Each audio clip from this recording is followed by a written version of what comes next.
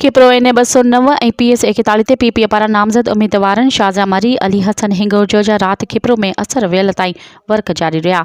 राति देर सां कुंभार पाड़े में कॉर्नर जलसे में पहुता, जिते समाजी अॻवान मोहम्मद बशीर कुंभर पारां इन 209 ते PP उम्मीदवारनि शाज़ा मरी खे सोन ताज पारायो वियो। जॾहिं त मोहम्मद बशीर कुंभर पारां PS 41 ते PP जे नामज़द उम्मीदवार अली हसन हिंगोरजो खे सोन जो ठहियल छल्लो पारायो वियो।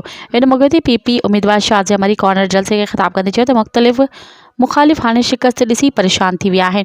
PP मुखालिफ़ वोटर बि सांगड़ जी तरक़ीअ जे लाइ बहितर फ़ैसिला करे सघनि था।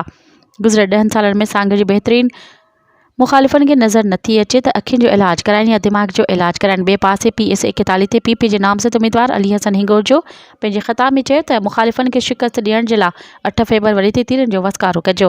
कॉर्नर जलसे खे कामरेड ख़ुदाबख़्श कुंभर, अकबर अली कुंभर, इरशाद कुंभर, वली मोहम्मद कुंभर ऐं ॿियनि ख़िताब कयो।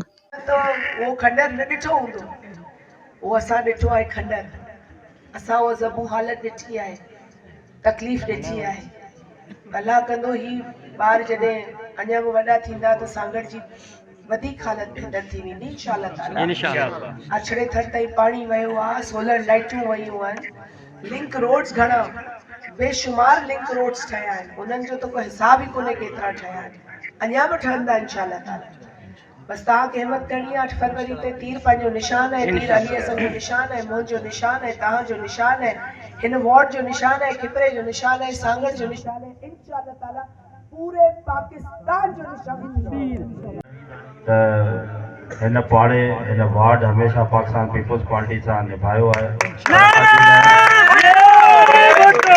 अॼु न पर शुरू खां वठी नंढे हूंदे खां वठी ॾिसंदा विया अचूं त हमेशा पाकिस्तान पीपल्स पार्टी हिन वार्ड मां खटींदी आई आहे ऐं पाकिस्तान पीपल्स पार्टी जा जेके जियाला आहिनि उहे बि हिन वार्ड में ईंदा रहिया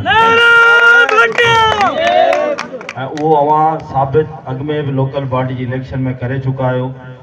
छोकी मुंहिंजो भाउ हितां बीठल हो अलीदर हिंगोरजो साहिबु, त हुनजो फॉर्म डिसक्वालीफाई थी वियो, त उनजी जाइ ते जंहिंमें ॿियो काउंसलर आयो इरशाद कुंभार साहब, त उन खे असांजे चवण ते पाकिस्तान पीपल्स पार्टी जे चवण ते जेका अवां कामयाबी माणी त उहो अवां वार्ड वारनि खे जस हुजे।